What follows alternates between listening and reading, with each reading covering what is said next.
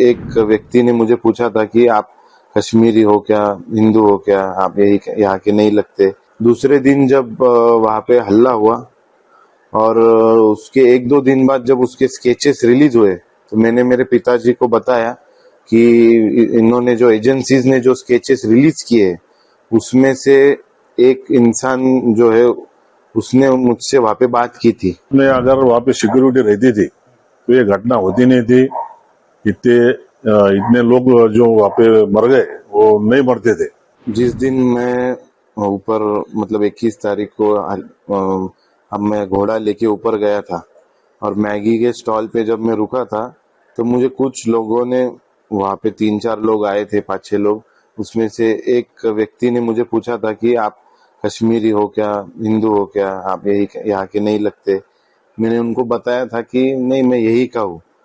और उसके बाद उनमें ऐसे मतलब वो बात चल रही थी कि आज यहाँ पे भीड़ बहुत कम है, ऐसा वो बोलकर वहां से निकल गए। और वहां पे नेटवर्क नहीं था तो मैंने वो मैगी वाले का नंबर लिया था और वो नीचे आके मैंने उनको पेमेंट किया।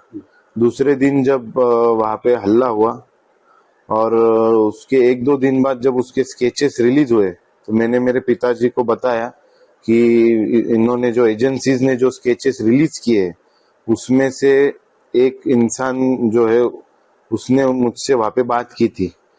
तो मेरे पिताजी ने मुझे बताया कि हमने इसको रिपोर्ट करना चाहिए, इसलिए हमने ईमेल से एनआईए को इसकी इंफॉर्मेशन दी है। एनआईए से कुछ आपसे संपर्क हुआ है क्या? नहीं, अभी तक तो कुछ उनकी तरफ से हमको कुछ ये नहीं आया है, रिस्पॉन्स रिप्लाई कुछ आया नहीं। अगर आएगा तो हम आगे उनको जो भी इंफॉर्मेशन नीडेड है वो जरूर देंगे।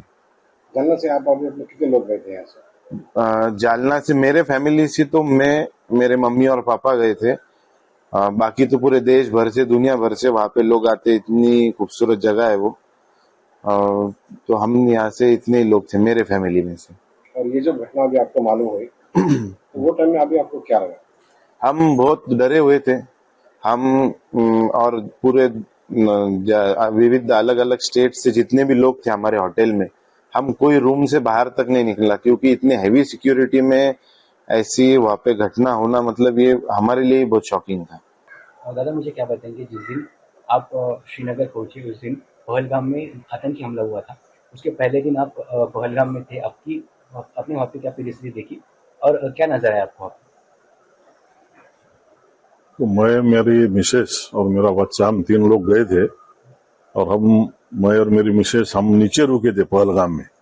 और हमारा लड़का है जो आदर्श, वो घोड़े पे ऊपर गया था वो वैली में।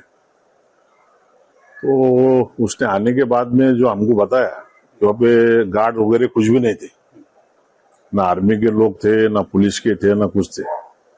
मुझे ऐसा लगता है कि अपने अगर वहाँ पे सिक्योरिटी रहती थी तो ये घटना होती नहीं थी। इतने लोग जो वहाँ पे मर गए वो नहीं मरते थे।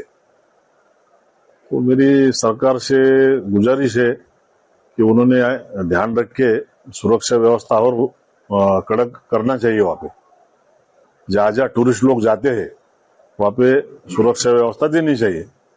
ये घटना होने के बाद आपके लड़के ने उस आतंकवादी को पहचाना था, तो आपने आपका कर्तव्य समझकर एनआईए को जो आपने बताया है, क्या सोचते हैं आप कि उसके ऊपर क्या अमल है? अभी वो जो दूसरे तीसरे दिन जो स्केच आए थे उनके टेररिस्ट के, तो मेरे बच्चे ने वो देख के मुझे बताया कि पापा इसमें का एक था जो उसने मेरे से वहां पे बात किया था। तो मैं बोला बेटा अपना भी कर्तव्य है, कुछ अपन उनको मालूमात देना चाहिए जो अपने को जो मालूम है वो। तो फिर उसने वो ईमेल पे एनआईए को मालूमात वो सब दी थी। आपको जब मालूम हुआ ऐसा हमला वहाँ पे अरेंजमेंट हुआ है तो आपको क्या लगा, क्योंकि एक दिन पहले आप वहीं पे थे? बहुत बुरा लगा और हम तो बच गए समझो हमारे माँ बाप के आशीर्वाद से। मगर जो लोग गए उनके बारे में बहुत सोच के दुख लगता है और ऐसा लगता है कि ऐसी घटना नहीं होनी चाहिए।